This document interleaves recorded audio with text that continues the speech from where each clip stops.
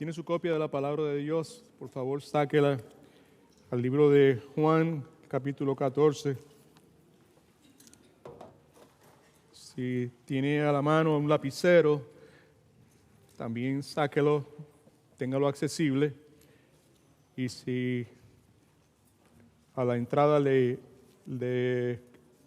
dieron un bosquejo, también puede sacarlo, que me parece que va a ser provechoso para cada uno de nosotros escuchar lo que la palabra de Dios tiene que decirnos en el día de hoy. Siempre es lo mismo, siempre es provechoso. Como decimos consistentemente, en su momento la hierba se va a secar, en su momento las flores se van a caer, pero la palabra del Dios nuestro permanece para siempre. La forma en que mejor podemos, nos preparamos para alabar a Dios, para servirle a Dios, para enseñar, para predicar la palabra.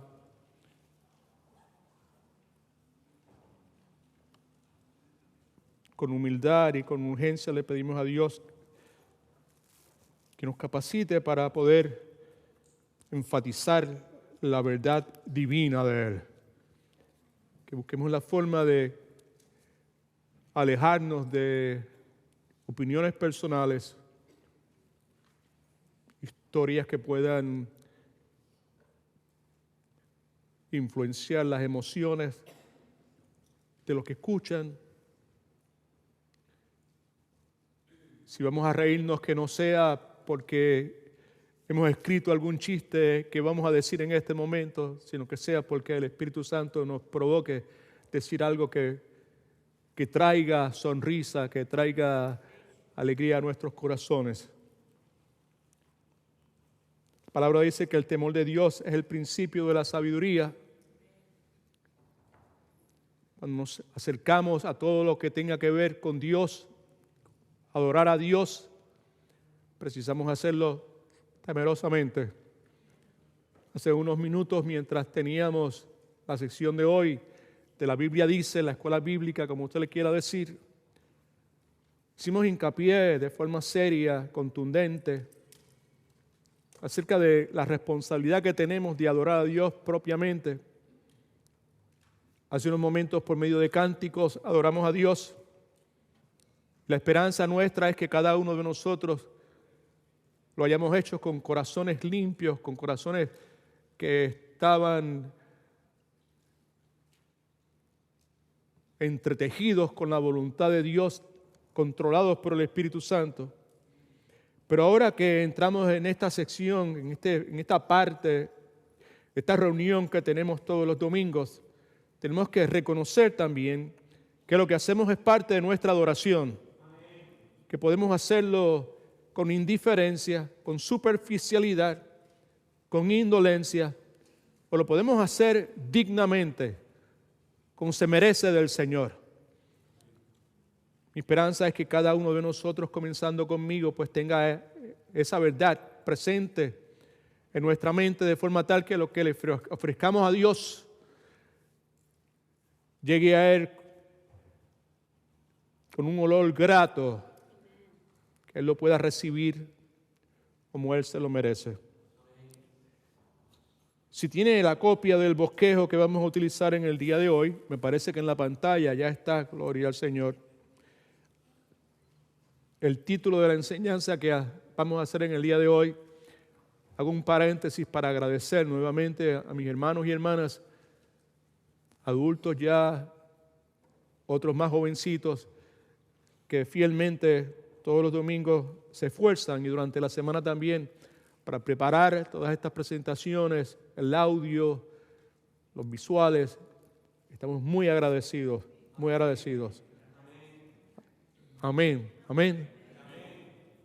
Así que con eso ya establecido, le pido que considere el título que tenemos para la enseñanza del día de hoy. Normalmente no comenzamos haciendo énfasis en el título, pero sí creo que es prudente hacerlo, porque vamos a entrar directamente a la enseñanza en unos momentos, y el título es altamente significativo. En el día de hoy vamos a hacer la primera parte de esta enseñanza, si el Señor lo permite, primero Dios, la próxima semana pues probablemente vamos a concluir. Pero el título de la enseñanza es Precioso Remedio. Remedio es cura, en términos de medicina, ¿verdad?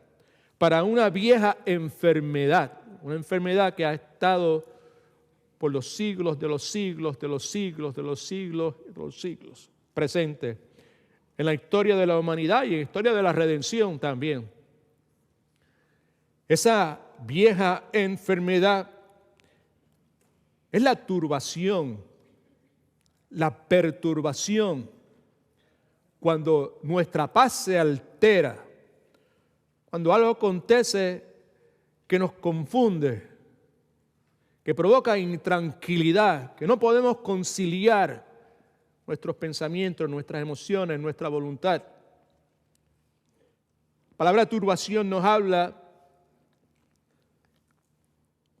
de hechos que provocan que el estado o el curso natural de algo sea alterado. Turbación nos habla de alterar el ánimo de una persona, trayendo como resultado confusión, confundiendo a esa persona, hasta llevarla a un punto donde la persona, el ser humano, no sabe qué hacer, no sabe qué decir.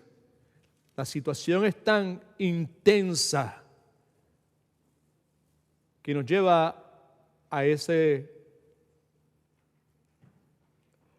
sentir.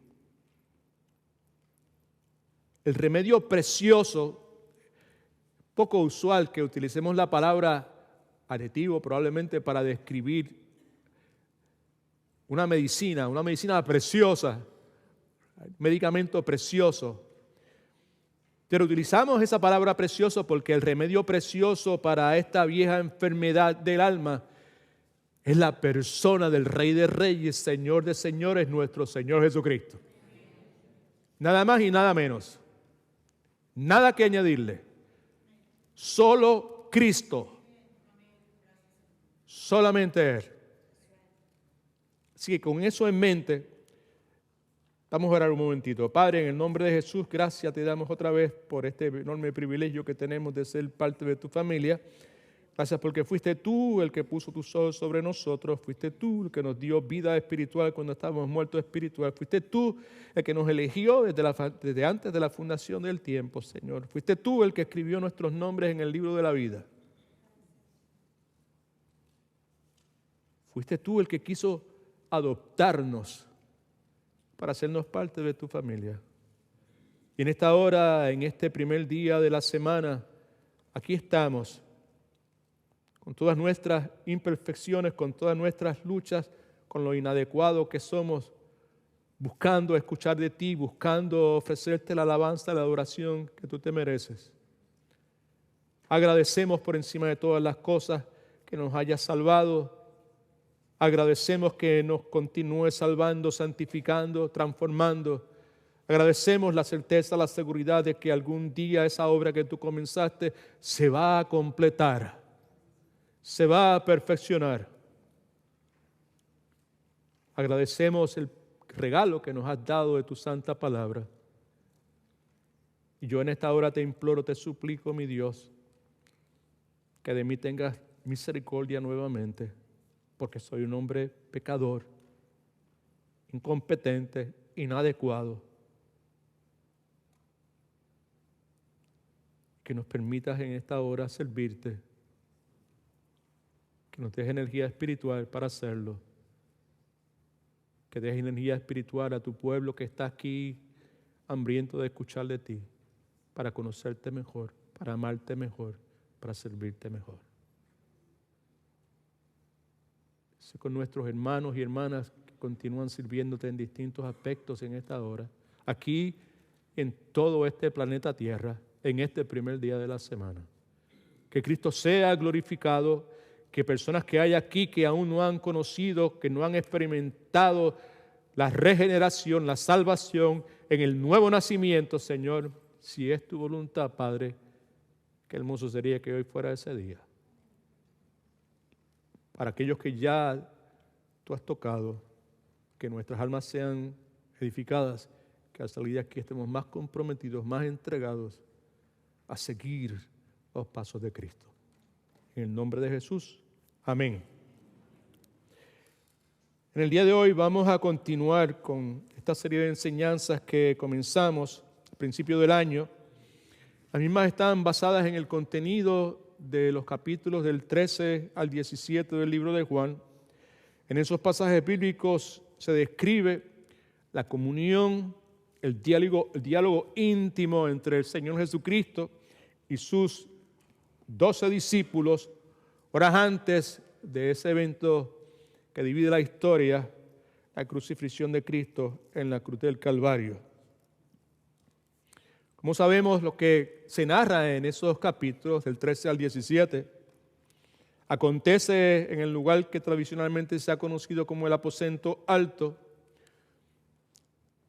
Esa conversación, ese diálogo se extiende quizás por espacio de 5 horas. Y lo que Juan narra, encontramos al Señor Jesucristo enseñando a sus discípulos, orando por ellos y gloriosamente también orando por cada uno de nosotros que le pertenecemos en este momento. Esa noche, 13 hombres se juntan en este lugar que se conoce como el aposento alto, con el propósito primario de tomar lo que se conoce también como la cena de la Pascua. Uno de esos hombres, llamado Judas, temprano habría de abandonar el lugar con el propósito de cumplir con su trabajo traicionero, la misión traicionera que él iba a realizar. Los otros 12 eventualmente iban a salir desde ese aposento alto en dirección a un lugar que se conoce como el jardín de Getsemaní, luego de que la cena ha sido completada. Y una vez llegado a ese jardín de Getsemaní, nos dice la Escritura que iban a ser dispersados. Uno de esos 12 hombres, nuestro Redentor, el Señor Jesucristo, habría de ser arrestado, había de ser forzado a realizar una de las jornadas más horribles que el ser humano pudo haber realizado. La Escritura enseña que Cristo es llevado a casa de Anás, el sumo sacerdote, de ahí va a casa de Caifás, de ahí pasa a casa de Poncio Pilatos, luego se encuentra frente a Herodes, de ahí regresa nuevamente a casa de Pilatos para eventualmente completar esa jornada a través de lo que se conoce también como la vía dolorosa que culmina en el Calvario. Cuando leemos lo que la Escritura enseña, vemos que en menos de 24 horas después de lo que acontece en este aposento alto, Jesucristo iba a ser crucificado. Y como Cristo estaba consciente en todo momento de lo que estaba pasando, de lo que iba a suceder, en esas 5 horas probablemente que Él comparte con estos discípulos ahí en ese aposento alto, Cristo quiere enseñarle a sus discípulos la magnitud de ese amor. Nos dice en el primer capítulo, los primeros versículos del capítulo 13, que la intención de Cristo es enseñarle a ellos, dejarles saber a ellos que los iba a amar hasta el final, que su amor iba a ser perfecto, que su amor tenía una connotación eterna. Parte de lo que vamos a considerar en esta tarde, dentro de unos momentos, nos deja ver que en medio de esta conversación, este diálogo en el aposento alto, en determinado momento, el Señor Jesucristo ordena a Judas que salga de la reunión para que realice lo que iba a realizar y por medio de su traición cumplir lo que la Escritura ya había profetizado que iba a suceder. Muy importante para nuestro estudio en esta tarde es que un poco más tarde Jesucristo le dice a Pedro, ante la mirada turbada, esa palabra es clave en nuestro estudio hoy, esa palabra es importantísima, ante la mirada turbada de los otros discípulos, Cristo le dice a Pedro que antes de que el gallo cantara 3 veces, Pedro lo iba a negar. Sin lugar a duda, todo lo que acontece hasta ese momento, hasta el momento en que Cristo dice las palabras que vamos a considerar, capítulo 14, probablemente los primeros 4 versículos, es obvio que el desaliento se ha apoderado de los discípulos.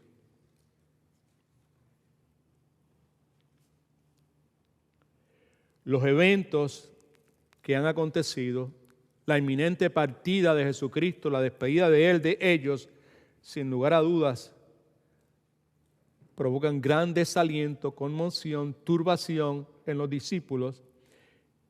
Y ante esa realidad, el Señor Jesucristo le da a sus discípulos,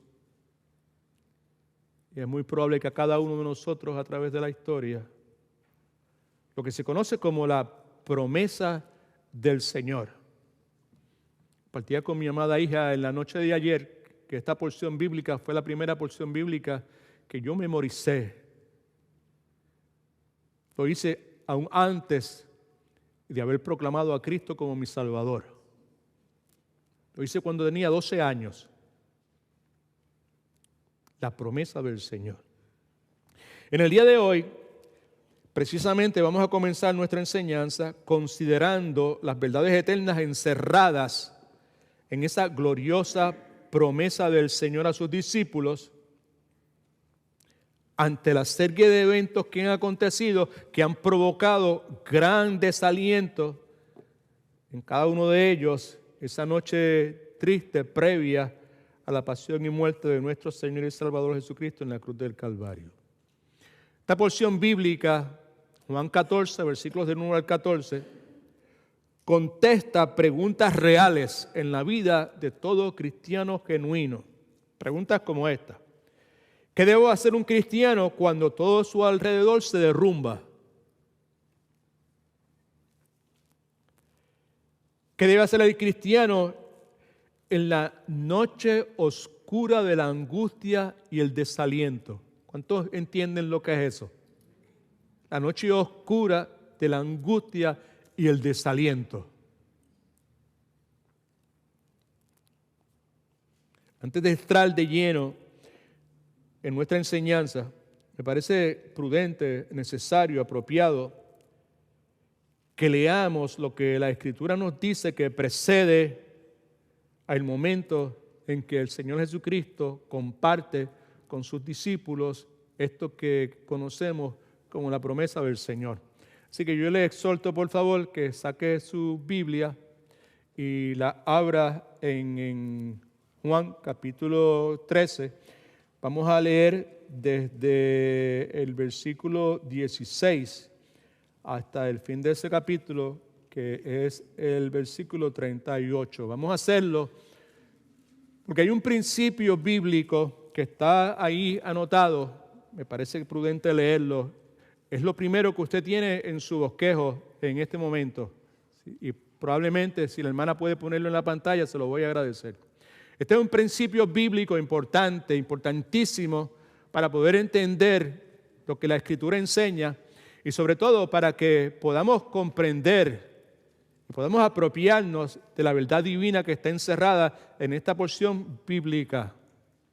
La lectura que vamos a hacer de lo que precede a Juan capítulo 14, versículos del 1 al 4, lo hacemos porque hay un contexto en el cual lo que dice en esos 4 versículos primeros del capítulo 14 se desarrolla. Hay cosas que han acontecido.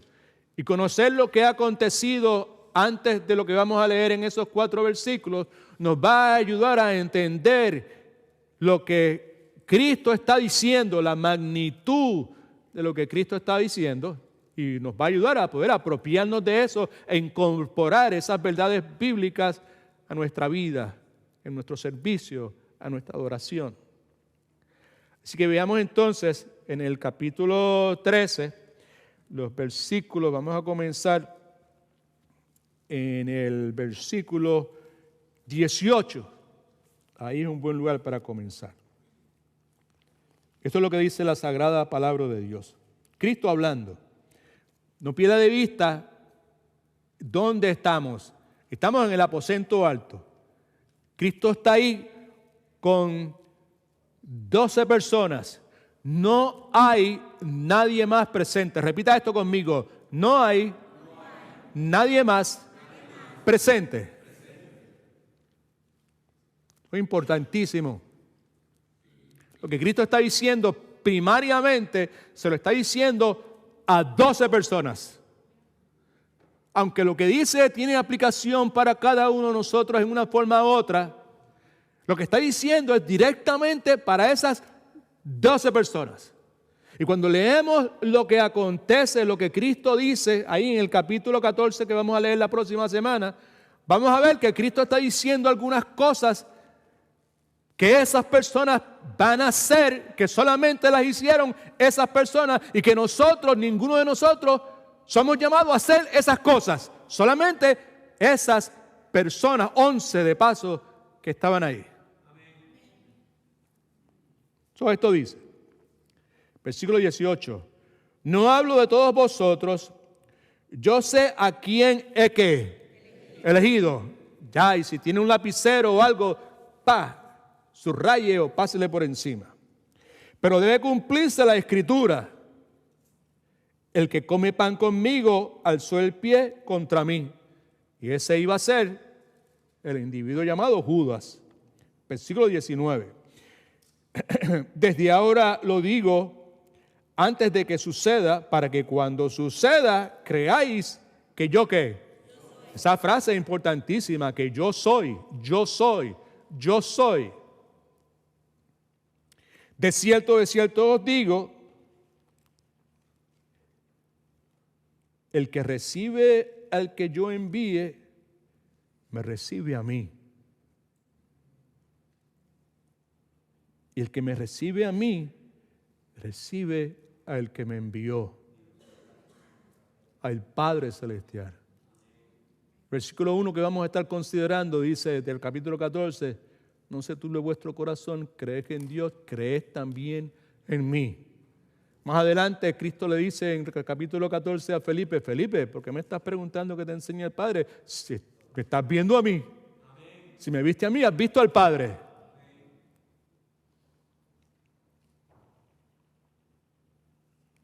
Versículo 21.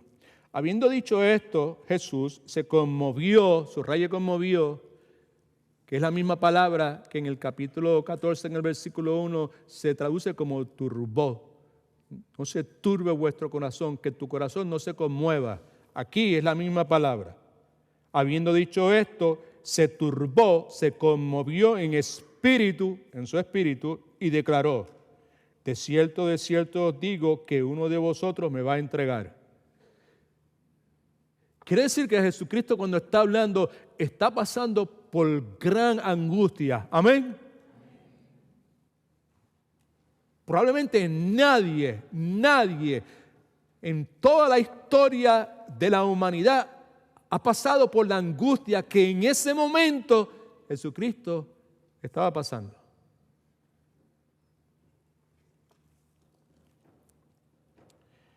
Versículo 22. Entonces los discípulos se miraron unos a los otros dudando de quién hablaba.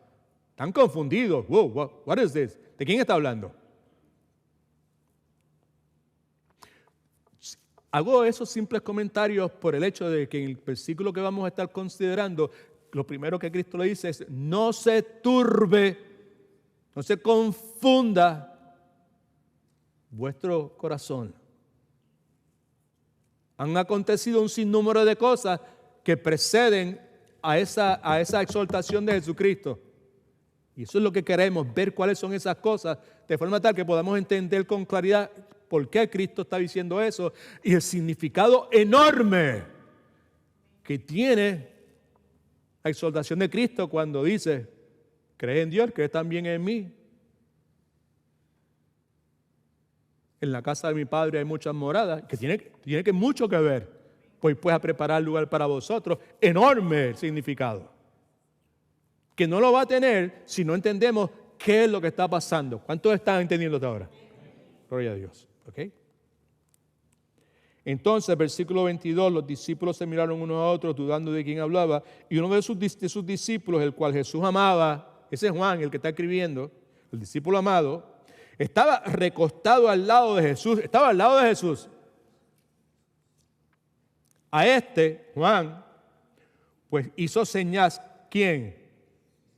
Simón Pedro, para que preguntara quién era de quien él hablaba. ¿Quién es el que me va a traicionar? Él, Juan, entonces, recostándose en el pecho de Jesús, le pregunta, Señor, ¿quién es?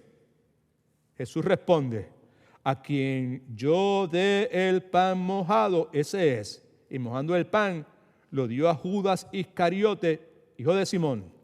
Y después del bocado, Satanás entró en él. Entonces Jesús le dijo, lo que vas a hacer, hazlo pronto. Pero ninguno de los que estaban en la mesa entendió por qué le dijo eso. Algunos pensaban, puesto que Judas tiene la bolsa, que Jesús le decía, compra lo que necesitemos para la fiesta o que diera algo a los pobres. Y cuando él tomó el bocado, Judas salió enseguida y era ya de noche. Versículo 31. Entonces, cuando salió ¿quién? Judas, dijo Jesús, ahora que este individuo no está aquí, ahora que esta piedra de tropiezo no está aquí, porque Cristo sabía todo lo que estaba pasando, ahora es glorificado el Hijo del Hombre. Y Dios es glorificado en él. Si Dios es glorificado en él, Dios también lo glorificará en él mismo y enseguida lo glorificará. Versículo 33. Hijitos, aún estaré con vosotros un poco. Recuerde, no se turbe vuestro corazón, creed en Dios, también en mí. Están turbados, están intensamente conmovidos ante la realidad de los eventos y el hecho de que Cristo iba a salir, se iba a despedir, iba a ser separado de ellos. Versículo 33, hijitos, aún estaré con vosotros un poco, me buscaréis, pero como dije a los judíos, así os digo ahora a vosotros. ¿Qué es lo que le dice? A donde yo voy, vosotros no podéis ir. ¡Can! ¿Y es verdad? Él se va y nosotros no podemos ir con él. Por 3 años, donde quiera que él va, nosotros hemos ido.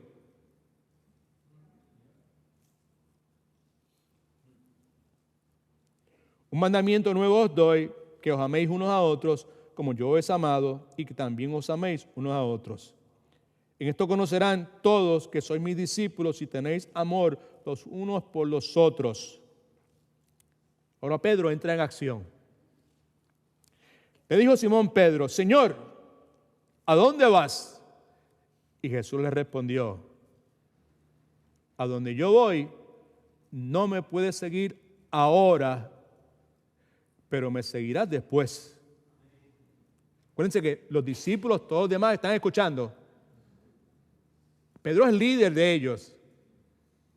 Y si Pedro no puede ir, pues nosotros, muchísimo menos. Le dijo Pedro, Señor, ¿por qué no te puedo seguir ahora?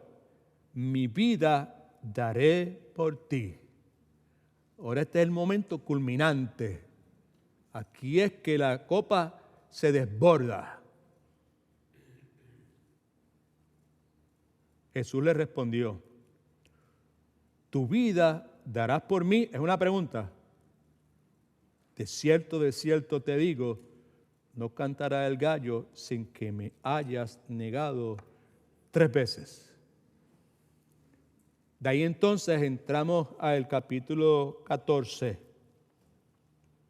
No se turbe vuestro corazón. Ahora entiende por qué la frase no se turbe vuestro. Acuérdese que cuando esto se escribe, esto no tiene numeritos, no tiene capítulos, no tiene versículos.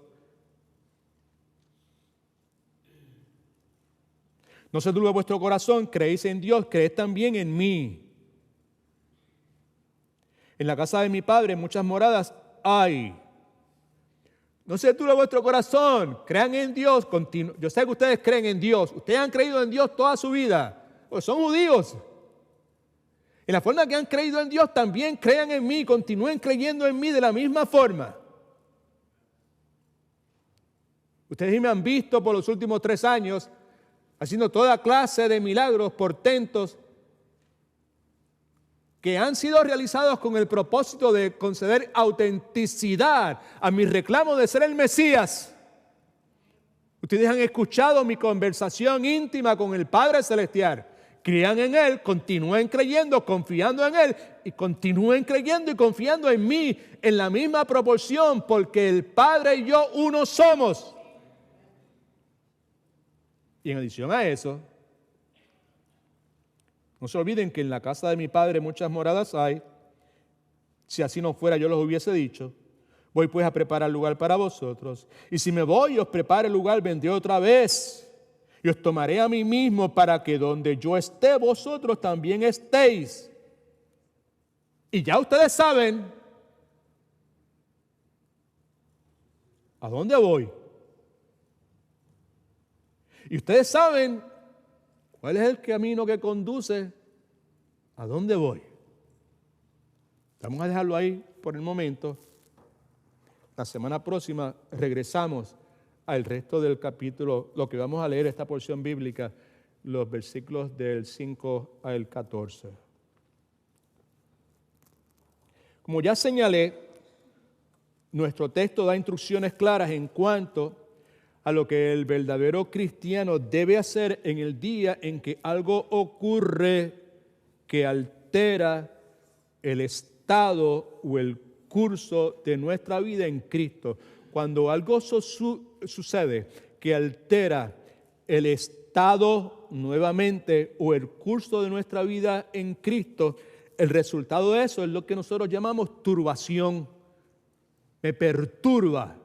No puedo conciliar el sueño, no puedo conciliar mis pensamientos. No puedo pensar, no sé qué hacer, no sé cómo pensar, no sé qué decir ante lo que está sucediendo. La exhortación del Señor Jesucristo nos indica qué es lo que debemos hacer cuando algo altera nuestro ánimo. Y el alterar nuestro ánimo nos desalienta, nos turba, nos decepciona, hasta que llegamos a ese punto, como he dicho ya varias veces, en que no sabemos qué hacer, que no sabemos qué decir, no sabemos qué pensar, porque estamos turbados de corazón. No se turbe vuestro corazón. ¿Por qué se turba mi corazón? Pues porque han acontecido una serie de cosas que han provocado eso en mi vida. Y la instrucción de Cristo es que cuando eso suceda, cuando estos acontecimientos vengan a nuestra vida, la instrucción de Él no es que meditemos en lo que está pasando o lo que Él ha dicho, simplemente que no nos turbemos. Es una exhortación directa. ¿Okay? Now, esa cuestión de que no debemos permitir que nuestro corazón se turbe, no se turbe vuestro corazón, representa un problema para cada uno de nosotros, porque en esta vida lo que provoca la turbación es la decepción, es el desengaño, es el desaliento, y nuestra vida está llena precisamente de eso. Circunstancias que traen consigo decepción, circunstancias que traen consigo desaliento, y ese desaliento y esa decepción son parte de la vida de cada uno de nosotros. Me explico.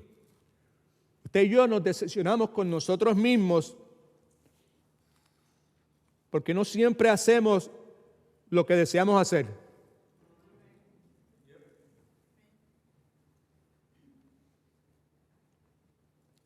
Y cuando nos percatamos de que no hemos hecho lo que debemos hacer, si no somos cuidadosos, terminamos siendo atribulados.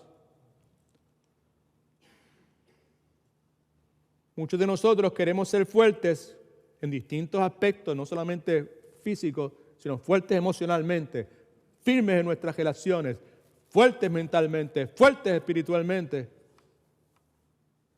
Sin embargo, somos débiles.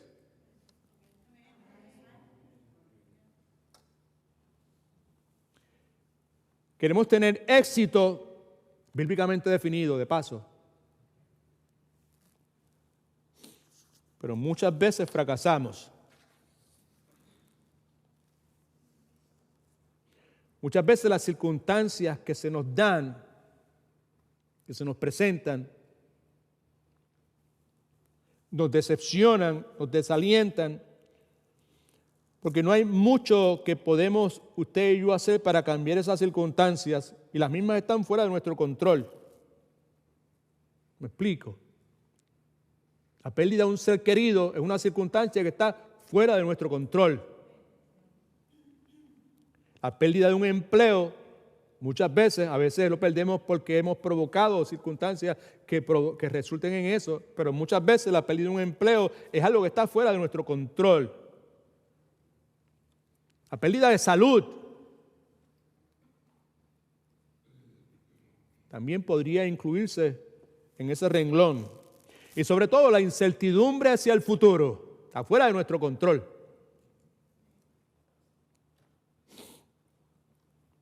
Hay otro área que es necesario mencionar porque es el más importante y probablemente es el menos que nosotros nos preocupemos tristemente por él. Del mismo modo, la decepción, el desaliento que afectan esos distintos renglones de nuestra vida que acabo de mencionar, nos invaden, desaliento, decepción, cuando estamos espiritualmente turbados. Estamos espiritualmente turbados cuando parece, no es, que parece, cuando parece que la presencia del Señor ha sido removido de nosotros. Parece.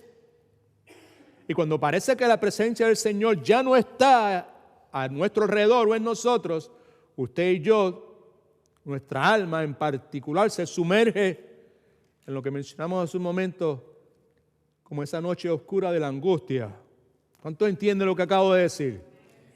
Hay veces que parece que por lo que sea, por nuestra indolencia, sea por nuestra dureza, por nuestra rebeldía, por nuestra indiferencia, sentimos como que Dios no está cerca de nosotros. Parece, porque si somos de Cristo, Él siempre está con nosotros. Por eso el parece es tan importante. Y cuando parece, pues entonces nosotros nos sumergimos en esa turbación.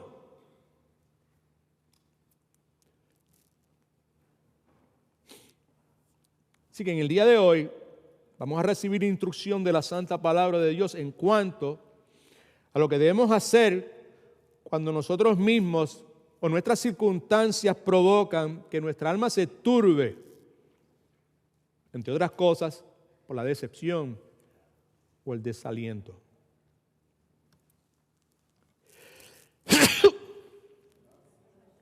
Gracias.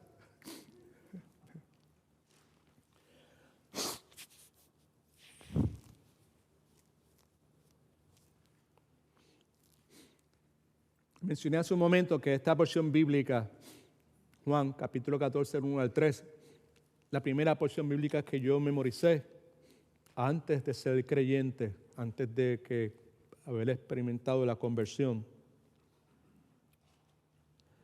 Puedo decirle también que probablemente uno de los pasajes bíblicos que en el rol pastoral que Dios me ha concedido, que más frecuentemente he utilizado, es Juan capítulo 14, versículo 1.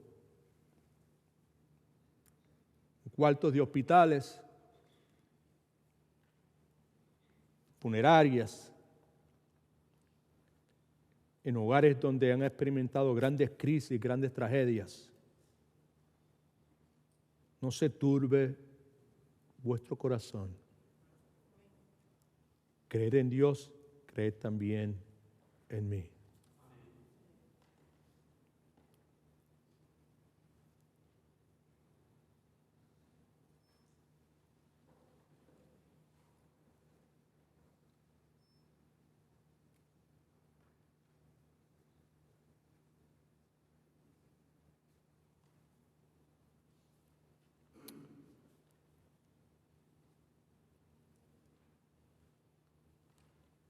La realidad es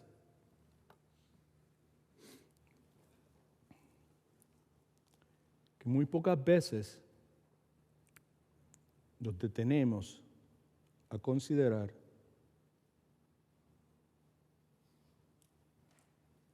el contexto original de muchos pasajes bíblicos que citamos y que le damos a la gente.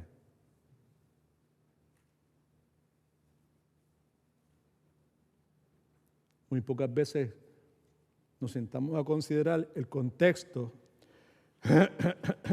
original de este versículo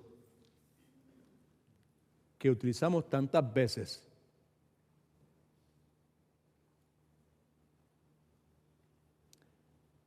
Con humildad y respeto, pero temeroso del Señor, puedo decir que la mayor parte de los cristianos tienen gran dificultad contestando si alguien les pregunta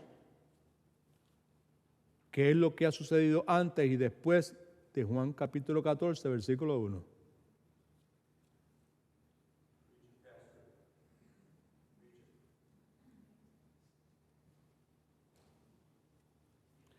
Ahí entonces vemos este principio básico en la interpretación bíblica. Esto es lo que dice. Primero, si vamos a interpretar un pasaje bíblico correctamente, pues tengo el Espíritu Santo y el Espíritu Santo me ilumina, me dice, yo no necesito que nadie me diga. Dios me habló y Dios me dijo. Puede sonar bien. Probablemente está bastante distante de la forma en que Dios se comunica con su pueblo.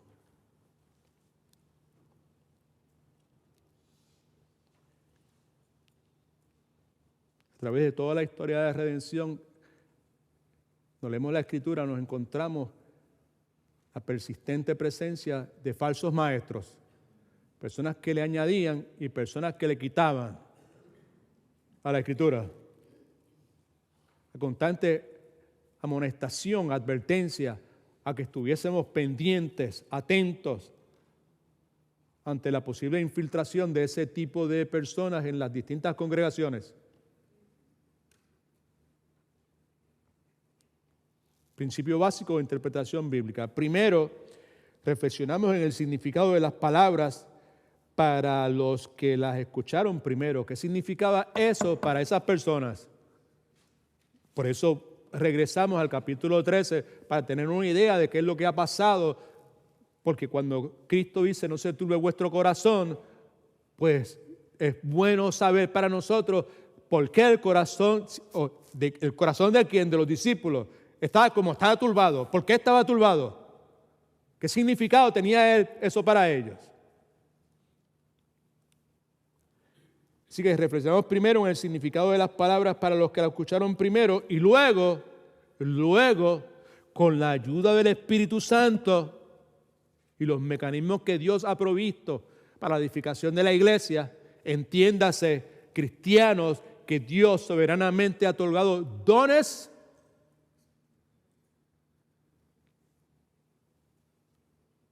con la ayuda del Espíritu Santo, aclaramos la forma en que esas mismas palabras pueden aplicarse a nuestra vida. Es un principio bíblico. Y si hay algo que puede cortar de todo el bosquejo, corte eso y póngalo en la nevera o póngalo mejor en su Biblia y póngalo en un lugar donde usted pueda ver la Biblia. No se le pierda.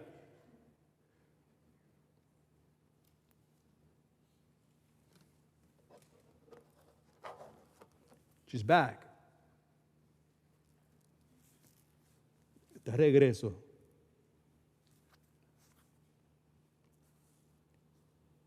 Esta Biblia yo la tengo desde 1999.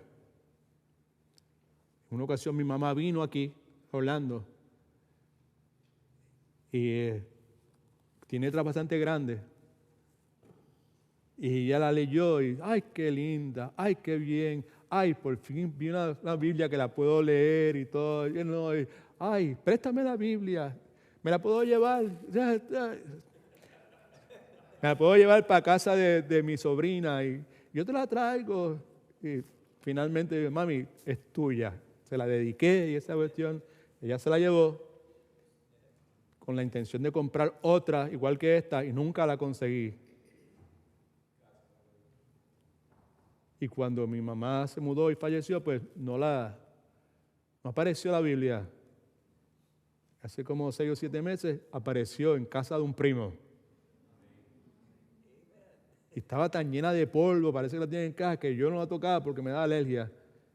Y en estos días, pues, la limpié y le pasé aceite porque es de cuero y aquí estamos.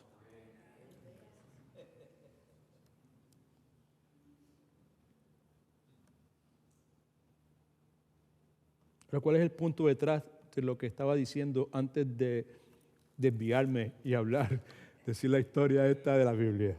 Okay. El punto es, porque eso está ahí en sus notas, por lo siguiente: cuando aplicamos este principio, el principio de reflexionar primero en el significado de las palabras para las personas que lo escucharon en primera instancia y luego con la ayuda del Espíritu Santo a aclarar la forma en que las mismas pueden ser aplicadas a nuestra vida. Cuando aplicamos ese principio de interpretación, nos vamos a encontrar haciendo preguntas primeramente que nos van a ayudar, nos van a conducir a penetrar, a profundizar en el significado del pasaje.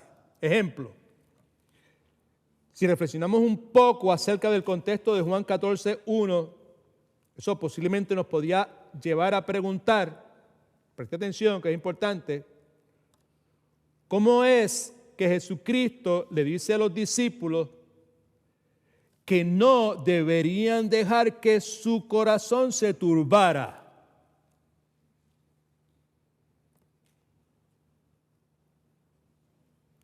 Después de todo, ellos estaban turbados porque tenían muy buenas razones para estar turbados.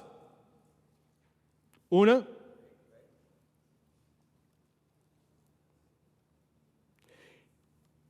y si la gente que está turbada pudiesen aliviar su turbación, ¿qué usted cree? ¿Lo harían o no lo harían? Claro que sí.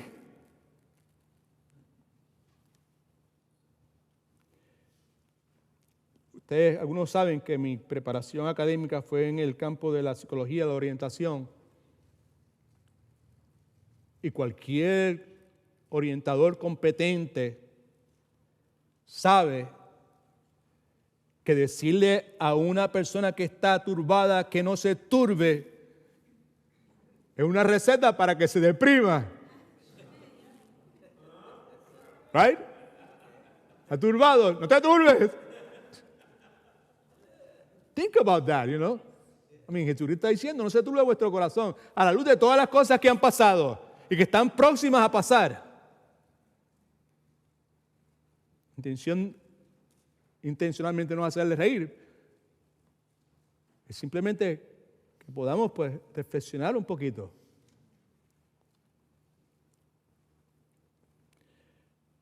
Isaías nos dice, dándole títulos al Señor Jesucristo, títulos, uno de ellos es consejero, príncipe de paz, consejero. Cristo es el gran consejero divino. Por lo tanto, podemos concluir que en el contexto de este incidente debe haber algo que nos ayude a entender por qué Jesucristo le está diciendo a estas personas que están turbadas que no se turben. Lo que estoy tratando de hacer es darle un ejemplo de la utilidad que tiene el principio que tenemos ahí en el bosquejo.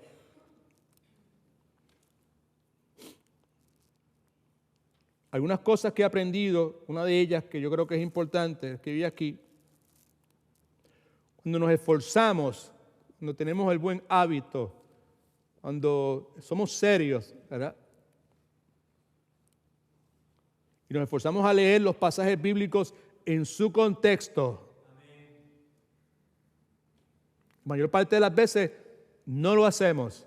La mayor parte de las veces leemos como el papagayo y ya cumplí, leí el capítulo que me tocaba leer y ya lo leí, se acabó, sigue lo que está verde. Si lo hacemos.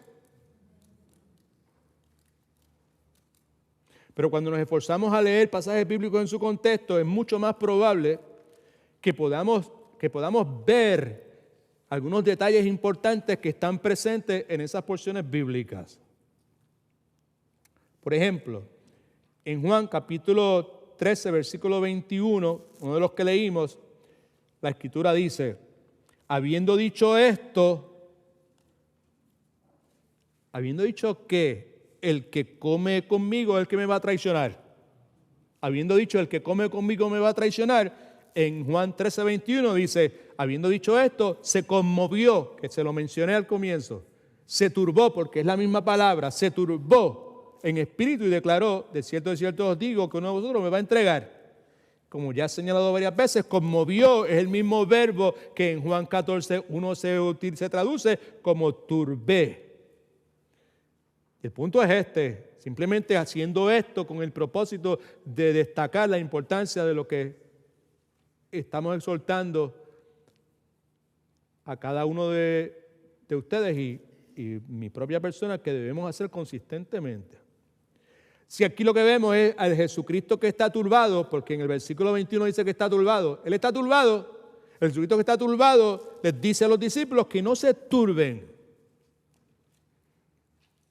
Si usted es una persona cínica, o es ateo, o es agnóstico, podría utilizar el argumento que Cristo menciona en Lucas capítulo 4, versículo 23, donde dice, Cristo les dijo, esto es la visita de Cristo de Nazaret a la sinagoga, Cristo les dijo, sin duda me diréis este refrán, médico, cúrate a ti mismo. Está diciendo a estos que no se turben cuando tú estás turbado.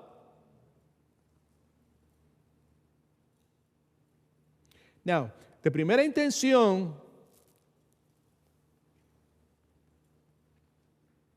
parece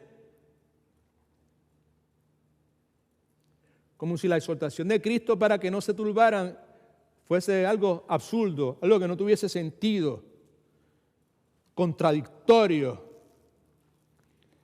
Pero como Spurgeon dice, antes bien, no es contradictorio, no es absurdo en ninguna forma. En cierta forma lo que hace es que apunta al corazón, la esencia misma de las buenas noticias del Evangelio. En sus notas, por favor, escriba esto.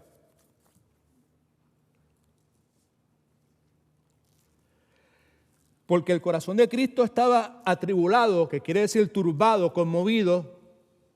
Los discípulos de Cristo en aquel entonces y en el día de hoy no necesitan estarlo. El corazón de Cristo estuvo turbado, estuvo conmovido y por lo tanto el corazón de nosotros, sus discípulos, aquellos discípulos y nosotros, no necesitaba estarlo. Porque Cristo estuvo atribulado, en Cristo nuestros atribulados corazones encuentran paz. Principio. Ahora, como decía mi abuelita, un papel aguanta todo lo que usted le pueda escribir. No es Biblia lo que acabamos de leer. Es simplemente una inferencia que un siervo inadecuado, incompetente, que soy yo, decidió escribir ahí. Ahora, ¿por qué eso es cierto? Por lo menos a mi entender. ¿Por qué es correcto? Porque Cristo está turbado. Porque Cristo está conmovido, lo dice, corazón está conmovido, que es turbado, la misma cosa. Porque es cierto lo que acabamos de decir, simplemente porque la causa de esa conmoción, conmovido, la causa de esa turbación de Cristo, el hecho de que iba a ser traicionado, el hecho de que iba a experimentar el arresto con todos los azotes, con todos los abusos, el hecho de que iba a experimentar el oprobio, que es la vergüenza de la cual el autor de Hebreos nos habla en Hebreos capítulo 12, versículo 2. La crucifixión, el abandono de sus discípulos, es la causa de la conmoción, la separación del Padre, lo más importante. La causa de todo eso es el hecho de que Cristo está llevando la carga de nuestro gran problema. Si Él se turbó, nosotros no tenemos que turbarnos.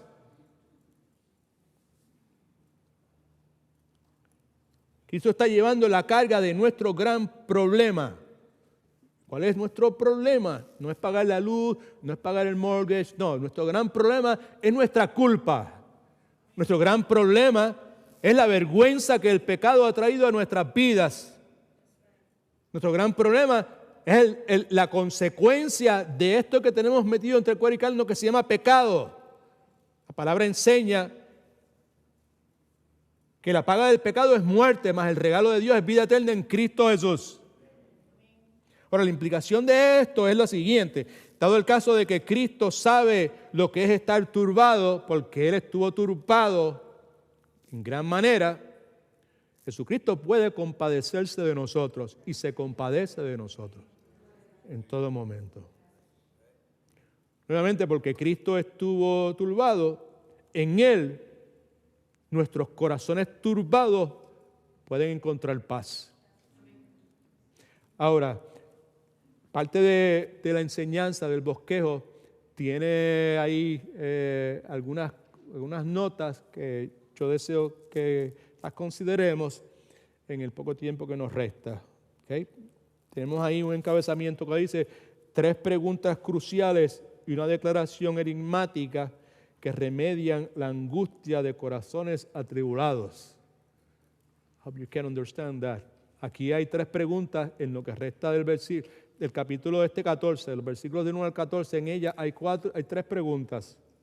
Y hay una declaración enigmática, difícil de procesar, misteriosa. Los predicadores le sacamos el cuerpo porque no está muy clara la cosa.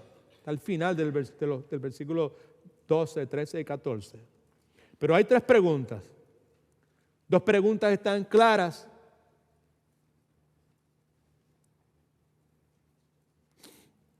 Una de ellas no está clara, que es la primera que vamos a considerar.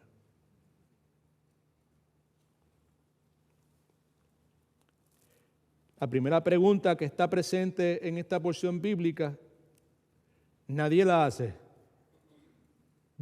No la verbaliza, pero está presente ante la declaración que el Señor Jesucristo ha hecho en estos primeros 4 versículos del capítulo 14. La pregunta es: ¿por qué y cómo el corazón de los discípulos y el nuestro no necesita estar atribulado? Leemos entonces nuevamente versículos del 1 al 4. No se turbe vuestro corazón, ahí está la instrucción. Eso es lo que provoca la pregunta.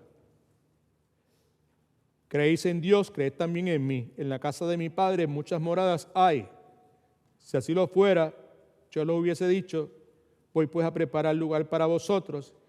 Y si me voy, os preparo el lugar, vendré otra vez, os tomaré a mí mismo, para que donde yo esté, vosotros también estéis. Y sabéis a dónde voy, y sabéis el camino. Now, me parece a mí que, sin temor a equivocarnos, podemos decir que el poder y la eficacia de la exaltación de Cristo.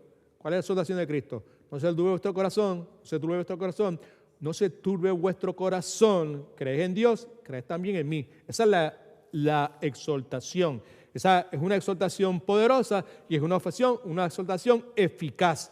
Y ese poder y esa eficacia radica en la forma en que el Señor Jesucristo, entienda por favor, porque acabamos de leer los 4 versículos que ya hemos leído como 4 o 5 veces. La eficacia, el poder de lo que Cristo ha dado en esa exhortación radica en la forma en que Jesucristo les explica a los discípulos las razones por las cuales el corazón de los discípulos y el nuestro incluido no necesita turbarse. Es una afirmación poderosa, es una exhortación poderosa y ese poder y esa eficacia radica nuevamente en las razones que Cristo da. Escriba esto en sus notas. Es un señalamiento sumamente importante y sumamente valioso y de gran urgencia para nosotros aplicar en la vida de nosotros. Y sobre todo, I'll be right back. Estoy hablando de mis notas. Regreso para no desviarme mucho, ¿ok? Right. Sobre todo lo que vamos a decir, lo que está ahí en la pantalla. No está ahora está en la pantalla. Muy importante para cada uno de nosotros, sobre todo, por encima de todas las cosas, right? Para nosotros, cuando nosotros estamos cara a cara con circunstancias, como dijimos al principio, que están fuera de nuestro control, donde todo a nuestro alrededor se derrumba, donde el potencial de que todo se derrumbe esté presente. Ese principio, esa verdad bíblica que está presente en la respuesta de Cristo, es importante para cada uno de nosotros. Si bien es cierto que hay razones por las cuales nuestro corazón puede atribularse, puede turbarse, hay toda clase de razones válidas, como en el caso de los discípulos, por los cuales el corazón nuestro y el de ellos pueden atribularse. Eso lo sabemos todos, pero nos olvidamos de que hay razones mayores para no dejar que nuestro corazón se atribule. Si somos de Cristo, vamos a vivir como si fuéramos de Cristo. Piense en esa circunstancia que usted enfrenta en este momento y extrapole, saque de ahí y traiga esa verdad bíblica a la circunstancia que sea. La cosa cambia por completo.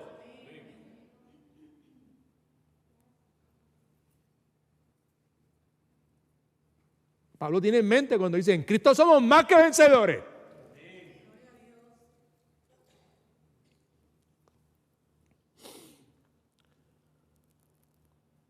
Contexto nuevamente.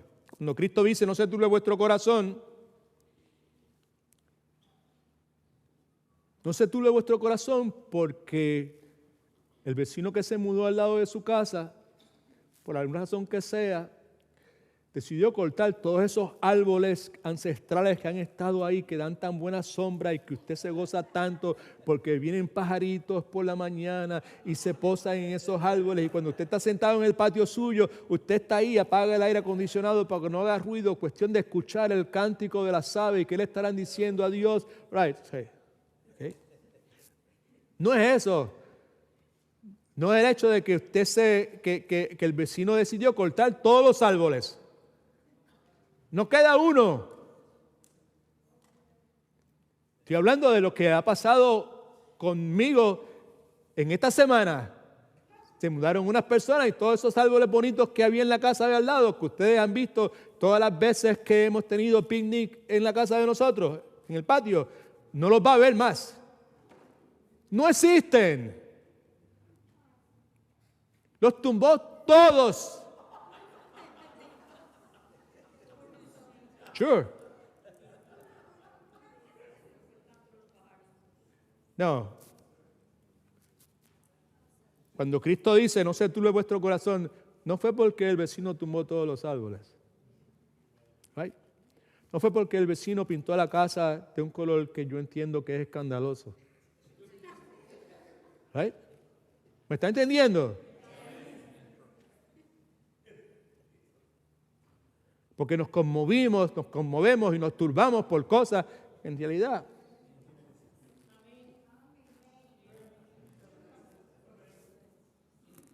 All right. Por eso es que digo, vamos a ver el contexto nuevamente. ¿Por qué es que están turbados? No es una bobería. Y esto no está hablando de cosas que me hacen sentir un poco incómodo. Está hablando Cristo de la gran agitación de nuestra alma, de nuestro espíritu.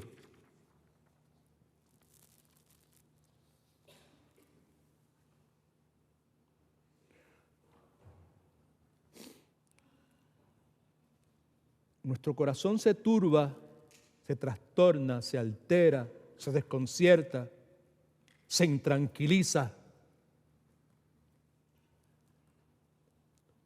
Cuando todo se derrumba.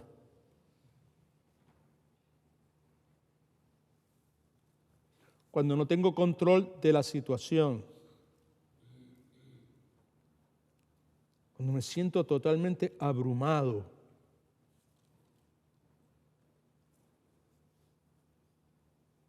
Es posible que alguno de ustedes pueda preguntarse, como lo he hecho yo en algunas ocasiones, ¿cómo es posible en circunstancias como esa, cuando todo se derrumba, cuando no tengo control de la situación, cuando estoy totalmente abrumado 24/7, cómo es posible en esas circunstancias no tener el corazón turbado? Porque la exhortación es no se turbe vuestro corazón. O quizás podemos preguntarnos, ¿será posible para mí en el día de hoy tener esa clase de serenidad? Que sería lo contrario, el antónimo de estar turbado. Aquí hay espacio para una buena pregunta. ¿Cuál es el verdadero problema detrás del corazón turbado? Eso debió haber estado en sus blancos, pero a mí se me olvidó ponerlo. Si puede escribirlo, escríbalo. Si no, pues me pregunta después, yo le digo lo que era. ¿Cuál es el verdadero problema detrás del corazón turbado? Este es el verdadero problema. El hecho de que las circunstancias que nos amenazan parecen ser más grandes y más poderosas que los recursos que usted y yo tenemos para hacerle frente. That's the reason. El hecho de que las circunstancias que me amenazan parecen, otra vez la palabra, parecen ser más grandes y más poderosas que los recursos que usted y yo tenemos para hacerle frente.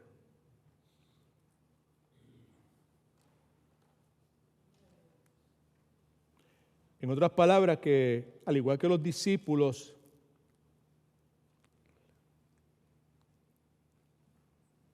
que en un momento dado se encontraron en el mar de Galilea, en medio de la gran tormenta, muchas veces nuestras destrezas, muchas veces nuestra experiencia no resultan adecuadas para lidiar efectivamente con la situación que estamos enfrentando. Interesante, no sé si usted está relacionado, familiarizado, debía haber dicho con ese incidente de Cristo en el mar de Galilea, los discípulos en el bote, todo ese incidente que está registrado en varios evangelios. De primera intención, pensaba yo, que parece como si la pregunta que Cristo le hace a los discípulos, porque tienen miedo, en las notas suyas está el versículo en Marcos 4, 40 y 41, porque están amedrentados, intimidados. De primera intención parece como si Cristo estuviese siendo un poco duro con ellos. Hard on them. Hey, ¿por qué tienen miedo? ¿Cuál es el problema de ustedes?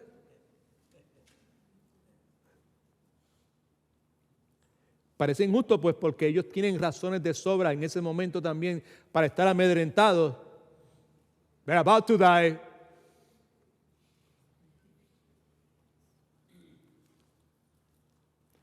cuando leemos bien otra vez el contexto y todo lo que acontece antes y después, tenemos el privilegio de tener la revelación escrita de Dios en la santa palabra de Dios, la Biblia. Vemos entonces que, aunque aparenta de primera intención que Cristo es duro con ellos, es todo lo contrario. Cristo es sumamente gentil con ellos, sobre todo en el momento que diagnostica la razón por la cual ellos están tan paniqueados. Lo vemos ahí en Marcos capítulo 4, versículos 40 al 41. Mira a ver si usted puede identificar cuál es el diagnóstico de Cristo a lo que está pasando con ellos. No me lo diga, simplemente escríbalo por ahí en algún lugar. Rápido, se le acabó el tiempo. Y Cristo les dijo, ¿por qué estáis amedrentados? Aquí está el diagnóstico. ¿Cómo es que no tenéis fe? Están amedrentados porque no tenéis fe. Right? ¿Cuál es el punto? Para no extenderme mucho, Señor, ayúdame, por favor. Con esa pregunta, ¿cómo es que no tenéis fe?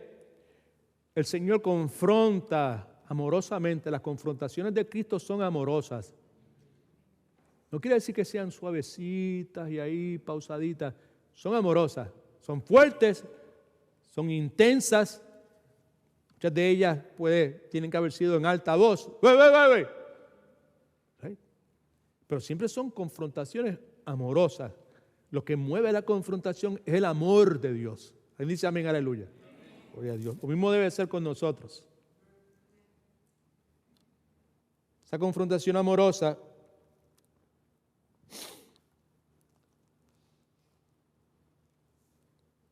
consiste, perdón la redundancia, con confrontarlos amorosamente con una realidad. La realidad es, ¿por qué no tenéis fe? Si dentro del bote están los recursos disponibles necesarios para ustedes.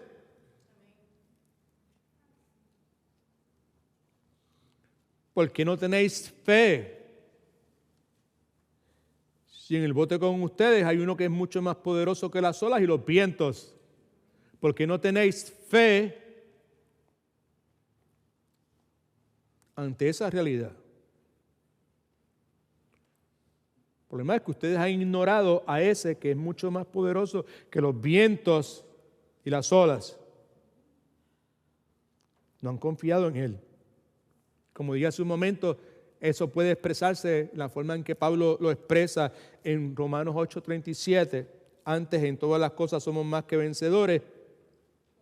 ¿Por medio de quién? No por nuestras fuerzas, no por nuestros recursos, no por nuestro conocimiento, no por nuestras conexiones. Importante también entender que esa reprensión de Cristo, en este caso que estamos viendo del bote y los discípulos en el mar de Galilea, no implica que ellos actuaron insensatamente porque tenían experiencia, hicieron pescadores por muchos años y debieron confiar en su propia experiencia. That's not the case. La implicación era, como señalé hace un momento, que el Hijo de Dios estaba con ellos en el bote. Que el que había creado el mar de Galilea y que gobernaba las olas y el viento estaba con ellos. El problema es que aunque estaba con ellos, no confiaron en Él. Deténgase un momentito y aplique esa verdad al día de mañana, a lo que le esperan el día de mañana, o el martes, o el miércoles, o el jueves. El issue es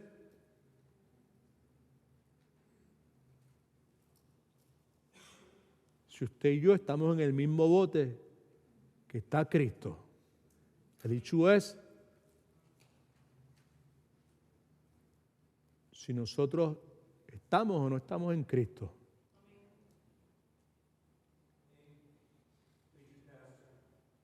Pastor Marcel y yo en estos días hemos estado, las últimas semanas, dialogando con personas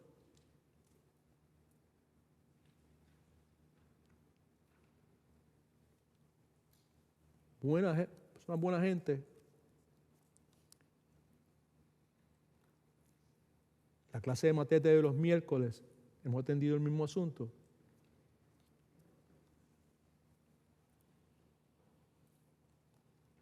Nos llama mucho la atención el hecho de que aún muchas personas que son sinceras, genuinas, no tienen muy claro todavía el asunto de lo que somos en Cristo. ¿En qué consiste estar en Cristo?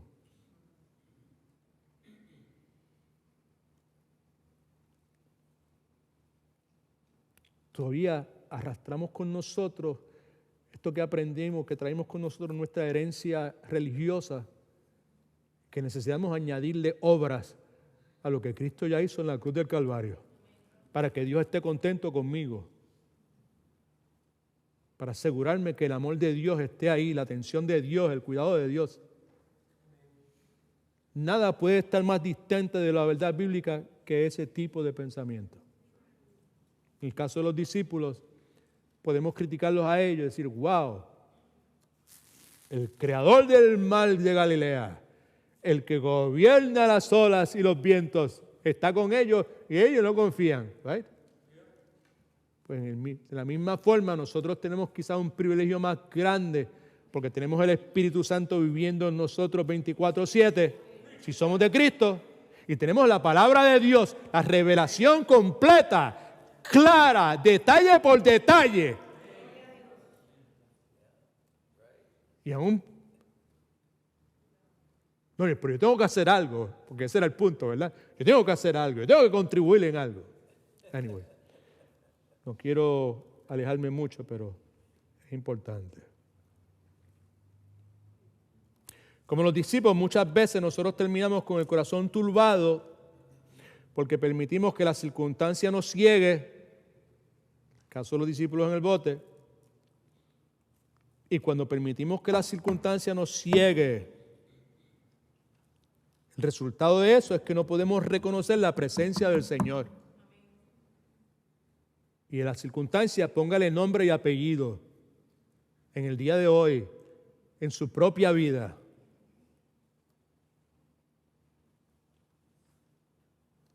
Y el resultado siempre es que terminamos llenos de temor en vez de estar llenos de fe. Escriba esto en sus notas. La fe bíblica, que es genuina, es activa. Que eso quiere decir que se apropia de las promesas de Dios, enfoca su mirada en Cristo y en todo lo que Cristo es. Hebreos 3:1 dice, por tanto, hermanos santos, participad del llamamiento celestial y considerad, subraye eso, considerad, que quiere decir enfócate con el propósito de recalibrar, de reflexionar y hacer ajustes en tu vida.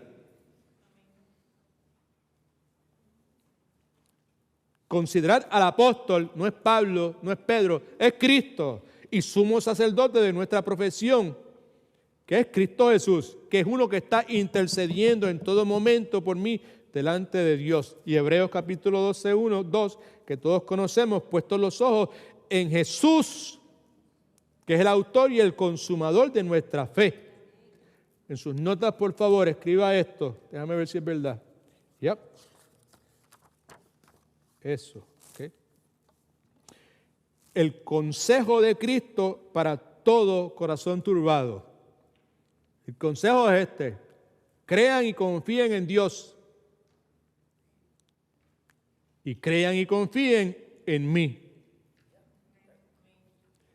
Crean en Dios, Jehová, el gran yo soy. Crean en ese que es autoexistente, nadie lo creó, siempre ha existido. Crean en ese que es autosuficiente, que no necesita nada de nadie.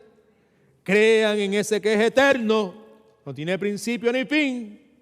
Y Cristo dice, crean también y confíen en mí. El principio era el verbo era con Dios, el verbo era Dios, y el verbo se hizo carne y habitó entre nosotros, y vimos la gloria de Dios como del unigénito del Padre. Ahí en el capítulo 14, nuevamente, cuando habla con Felipe, le dice, Felipe, what is your problem? El que me ha visto a mí, ha visto al Padre. Creer en Dios, creer también en mí. ¿Por qué creer en Dios? ¿Por qué creer en Cristo? Primeramente, una de las cosas que nosotros podemos, o mejor dicho, que no debemos tener en nuestra vida es la inseguridad. Como creyentes, la inseguridad no debe ser parte de nuestra vida. ¿Por qué creer en Dios? ¿Por qué creer en Cristo? Porque nuestra seguridad está solamente en Dios. Proverbios capítulo 18, versículo 10 dice, fuerte torre es el nombre de Jehová. A ella corre el justo y se siente como seguro, seguro en todo momento. Salmos 46, 1, uno de los salmos favoritos de Martín Lutero, según tengo entendido. Dice, Dios es nuestro amparo y nuestra fortaleza. Seguridad, nuestro pronto auxilio, seguridad en las tribulaciones.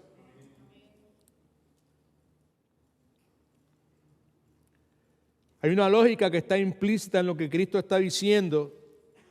Crean y confíen en Dios, crean y confíen en mí. Ya lo mencioné, pero lo vuelvo a repetir. Los discípulos sabían desde su niñez, desde temprano, que Dios era su refugio, que Dios era su amparo y que Dios era su fortaleza. Ahora han pasado 3 años con Cristo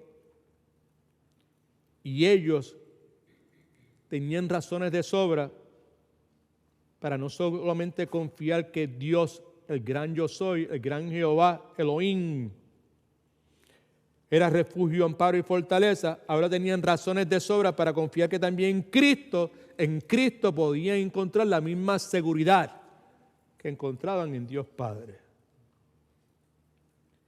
Habían tenido la oportunidad de ser testigos presenciales de todos los portentos que Cristo había realizado, entienda, milagros, señales, prodigios.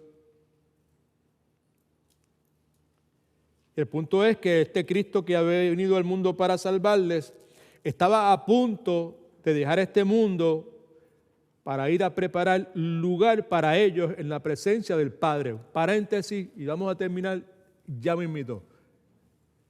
Cuando la Escritura dice, Cristo dice, voy a preparar lugar para que donde yo esté, vosotros también estéis. Sabemos que el lugar que va a preparar es una morada en las mansiones celestiales, en el cielo. No, es un error de nuestra parte pensar única y exclusivamente en términos humanos. Cuando escuchamos eso fue parte de lo que por años pues ocupaba mi mente. Cristo está preparando mi mayor problema fue que cuando llegué aquí a los Estados Unidos, en la iglesia donde estábamos, obviamente fue en inglés, toda mi infancia espiritual, y en inglés lo que se traduce in my father's house are many mansions. Y por mucho tiempo estaba yo expuesto a personas describiendo esas mansiones en términos humanos, del lujo y de los jardines y de montones de cosas, ¿verdad? ¿Sabes? ¿No? Y pues yo someto a su consideración que esa es una interpretación muy distante de lo que en realidad la palabra de Dios nos está diciendo. ¿Ok? Así que Cristo, el que vino a salvar, ahora está diciendo, yo voy a dejar este mundo porque voy a preparar lugar para que ustedes puedan estar en la presencia de Dios. Simple. ¿Dónde preparó el lugar? ¿Cómo preparó el lugar?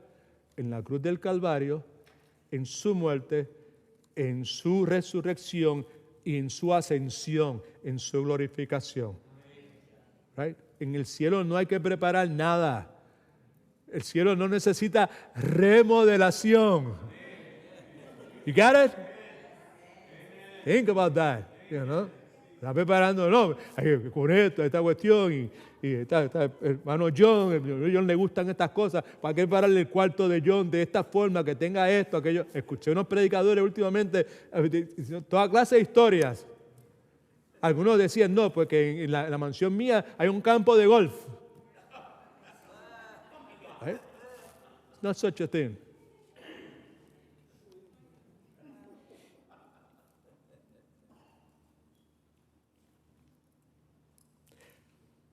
En conclusión, consideremos brevemente la contundencia de la lógica de Cristo, porque la palabra fortalecerá, la palabra de Dios, la palabra que estamos leyendo, lo que estamos leyendo, Juan capítulo 14, del 1 al 4, esa palabra va a fortalecer nuestra fe en la medida que usted y yo podamos comprender lo que esa palabra nos está diciendo. Si usted y yo no podemos comprender lo que la palabra está diciendo, podemos leerla y leerla y cantarla y memorizarla, pero no va a fortalecer nuestra fe. La va a fortalecer cuando usted y yo podamos comprender qué en realidad es lo que la palabra nos está diciendo. Así que vemos primeramente aquí que Jesucristo toma una acción, una determinación, y es: yo me voy a estar alejando de ustedes. Yo me voy a separar de ustedes. Y Cristo explica el porqué de su acción. Me voy a separar de ustedes porque voy a hacer algo.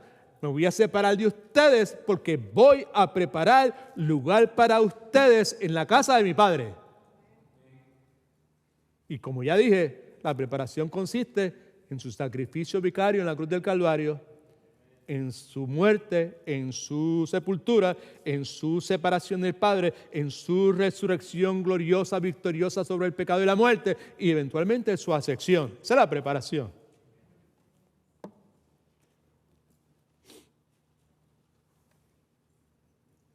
Parte de esa contundencia está en la conclusión final de la acción que Jesucristo está tomando. Y es que, primeramente, los voy a dejar, pero los voy a dejar porque voy a preparar lugar para ustedes en la casa de mi Padre, pero la conclusión final es que eventualmente voy a regresar. No se turbe vuestro corazón, voy a regresar. Me voy con este propósito. ¿Cuánto le dan gloria a Dios por el propósito? That's what I'm going to, right? Okay, pero tranquilo, porque eventualmente yo voy a regresar, y cuando yo regrese, no voy a regresar para estar por ahí, sino voy a regresar para buscarles y tomarles conmigo y llevarles a la casa de mi Padre. Gloria a Dios.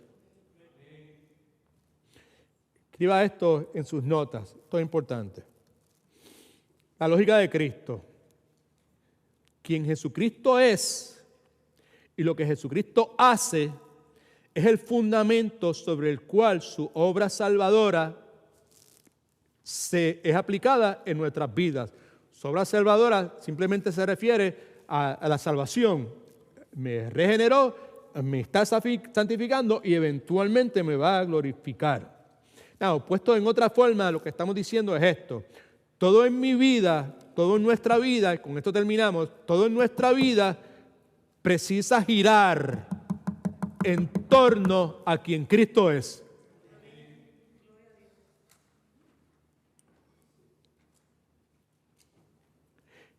Y todo en mi vida debe girar también en torno a lo que Cristo hizo, en torno a lo que Cristo está haciendo en este glorioso momento y en torno a lo que en su momento el Señor Jesucristo va a hacer. Todavía me faltan unas cuantas cosas, pero las vamos a aguantar para la semana que viene.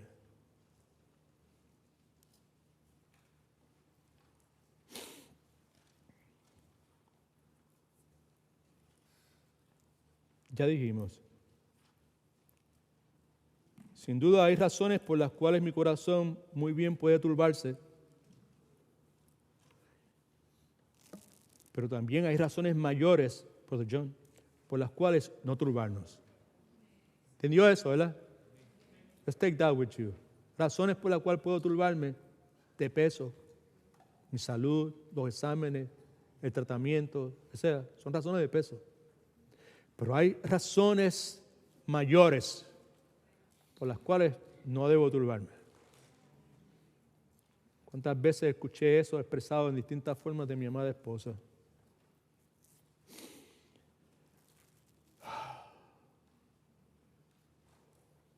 La razón mayor es la presencia del Señor Jesucristo dentro del bote de tu vida. Si tú estás en Cristo, esa es la razón por la cual. Su presencia. Porque su presencia garantiza seguridad, sea lo que sea. Como le escribí ayer,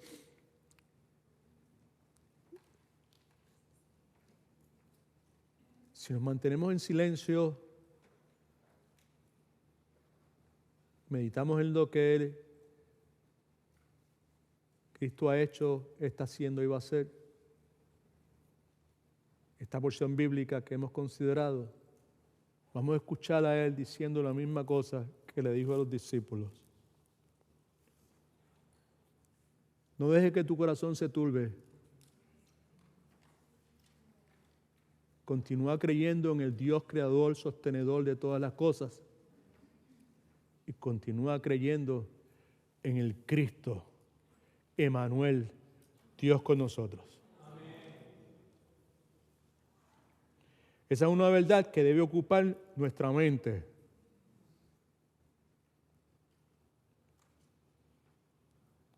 Si ocupa mi mente, mi fe en Cristo va a ser fortalecida. Escuche que es importante. Si esa verdad ocupa mi mente, sin lugar a dudas, por los golpes de la vida, mi alma nuevamente va a ser estremecida, pero no va a ser turbada. ¿Amén? Dos cosas muy distintas. Estremecido por la mala noticia y turbado por la mala noticia. Voy a ser estremecido, pero turbado. Cristo está conmigo en el bote. Amén. God is good. All the time. All right. Simplemente una pregunta y terminamos. ¿Está Cristo en el bote o tú estás en el bote de Cristo?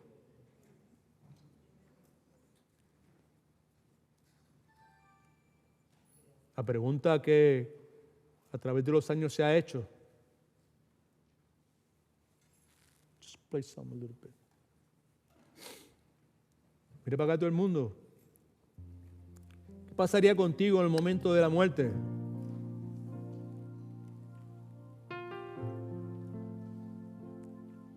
Si tu corazón dejara de latir en este momento o cuando salgas de camino o esta noche, ¿qué va a pasar con tu alma? ¿A dónde va tu alma? ¿Tienes tu certeza, seguridad absoluta? Como la Escritura enseña, de que tu alma va directamente a la presencia de Dios.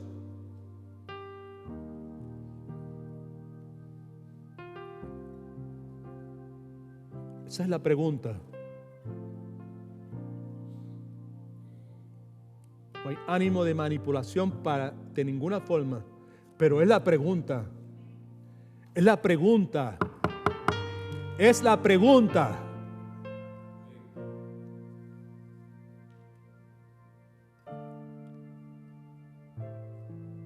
Y si dijeras, mi alma va a la presencia de Dios, yo voy a la presencia de Dios.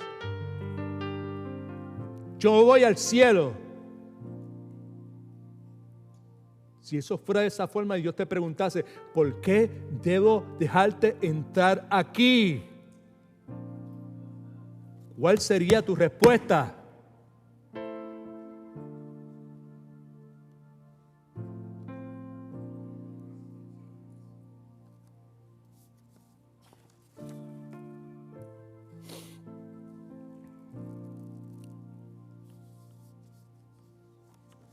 Cristo dijo, ustedes saben dónde yo voy y ustedes saben el camino. Hay un solo camino, no hay muchos caminos. Hay solo una respuesta correcta.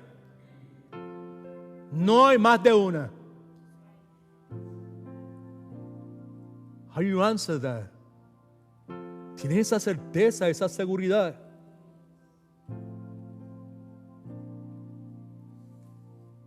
Que Que no pase esta noche en mi exhortación humilde, urgente, para que de una vez por todas resuelvas el asunto.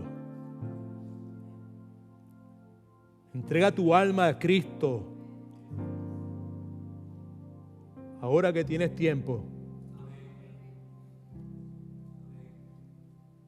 Gloria a Dios. Vamos a orar. Padre, muchas gracias te damos por tu inmenso amor. Gracias por tu bondad infinita. Gracias por no darnos, Señor, lo que nosotros merecemos. Gracias por habernos regalado a Cristo. Continúa dándonos a Cristo, Señor. Capacita nuestras almas, Señor, para que puedan, Señor, continuar creciendo, Señor, en la gracia, en el conocimiento de Cristo. Padre, oro por las personas que están aquí, que aún no han entregado su alma, que no son salvas, Señor, que no tienen seguridad de vida eterna, Señor. Espíritu Santo de Dios, llévalos tal como están, Señor, a los pies de Cristo, Señor. Oh Padre, que estos que están aquí hoy, que aún no han resuelto y que tienen dudas, Señor, están en incertidumbre,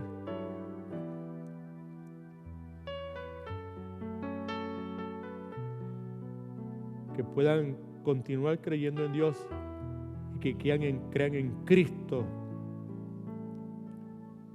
como el único camino, la única verdad y la única vida, Señor. Gracias nuevamente, Padre. Gracias porque tu palabra nunca regresa vacía. Gracias porque sabemos que siempre vas a realizar el propósito por el cual tú la has enviado. Gracias, Padre, por la iglesia. En el nombre de Jesús oramos para su gloria. Amén. God is good all the time.